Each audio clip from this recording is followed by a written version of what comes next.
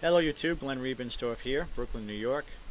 Unfortunately, I have to make this announcement that I knew eventually it was going to have to be, but it has gotten to the point now where there will be no more emails allowed except by my friends, and no more comments will be allowed in any of my videos, and no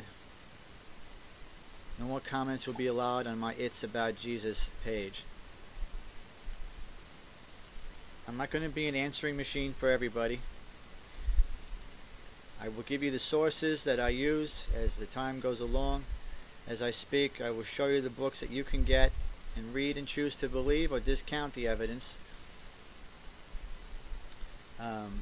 Indignation, I forgot his last, I think it was Indignation 999 if I'm not mistaken, asked me to give him evidence about the Red Sea, which I did, and because there were two biblical references or two biblical sites given, he discounted the evidence that was on it simply because in his mind it's not reputable. Well, here we go.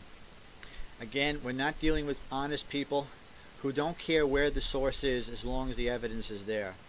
The fact that these biased guys are still around gives credence to me now blocking everybody from making comments and emailing me or saying anything they wish to say.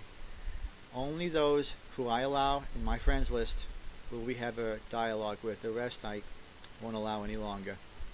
So you're going to have to deal with your reactions and actions and views and how you view your own views, which we all know as the Christian church have no validity, no weight. It's all been taken care of. You just don't know how much of it has been taken care of. And that's the sad thing, but that's the reality of people who choose to believe the lie and so be damned. And if you're going to believe the lie and so be damned, you're going to find everything else under the sun to discount the evidence. Here I gave Indignation three sources. One was actually a news site, which wasn't a Christian site at all. So he didn't even acknowledge that about the Red Sea findings. And yet, the sites that I gave him, biblical or not, still had the pictures, the sources, the information. There it is. What did he do? Did he say, I never realized that that information was there? I am really surprised that this type of information is out there. I will pursue it further, and I will keep the door open further. Did he say that? No. He said, you sent me biblical sources, therefore it's not reliable. That's the mindset of the typical atheist we're dealing with. People, again, who are not honest. Doesn't matter where the source of information comes from. I'll look at any source because I'm not afraid.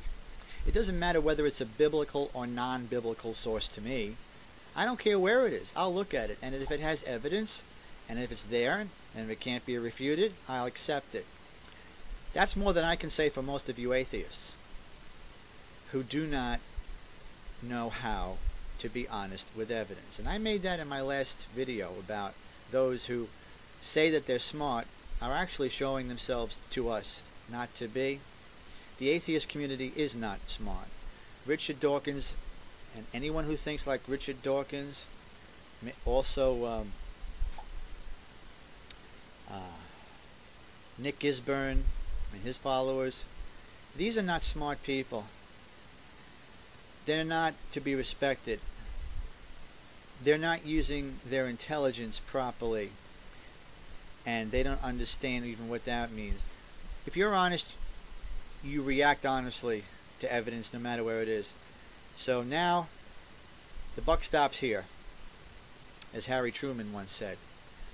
And because I am going to remain at peace in my heart and mind, I will not be debating anybody. And Hive Radical, for example, likes to use those statements of cowardice that he taps on to me without even knowing in his own heart and mind just how ignorant he truly is on the whole subject matter he wants to debate with me. But if I had to take the time to debate everyone who wants to debate with me one by one, and there's hundreds of you, I would never get things done in my life. So this is what I have decided to do. I will make the videos, I will give the information will be sound, the information will be up to date, the information will be there, and it'll all be centered on Jesus Christ. You can either accept it or you can reject it. That's your choice. Someone else had a comment on my last series about atheists, that how the Red Sea parting actually took place in very shallow water, and to him that was such a smart viewpoint. That's a very popular viewpoint in liberal Christian churches, and of course it doesn't even occur to them that if that's true, then the entirety of the Egyptian armies drowned in about 6 inches of water. And you call yourselves intelligent? Is it any wonder that Paul said in the book of Romans, professing to be wise, they have become morons? You think that the entire Egyptian army drowned in a shallow, murky water? Enough. Enough of atheistic stupidity. From this voice, I have had enough of it. I don't want to deal with it. God makes converts to himself. He opens up blind eyes. There's a lot of blind people in the world, and it's his job to do that. I will testify to the truth as it is found in Jesus Christ, and keep on proclaiming the message of reconciliation for those who will listen, and God knows who they will be, who will listen and so be saved.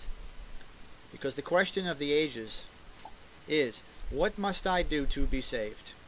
And the answer is, believe on the Lord Jesus Christ, and you will be saved. Anyone who doesn't tell you that should not be listened to in any professing Christian community. If they're going to tell you to do this and do that, and go here and do this, and read this, and come to our Kingdom Hall, or to let us have Bible studies in your home and talk to you about God's theocratic kingdom, and as the Mormons will say, come to our Mormon temples and learn about the prophet Joseph Smith and the prophet of the Restoration. That's the wrong answer. Book of Acts was clear when the jailer asked, what must I do to be saved? The simple answer came back, believe on the Lord Jesus Christ and you will be saved. That's a simple answer. Hive Radical doesn't want that simple answer. Moreman 777 doesn't want that simple answer. JC in CT doesn't want that simple answer. Most of professing Christianity doesn't want that simple answer, but it is that simple. What must I do to be saved? Believe in the person and on the person on a consistent basis of the Lord, and on and through the Lord Jesus Christ himself, and you will be saved.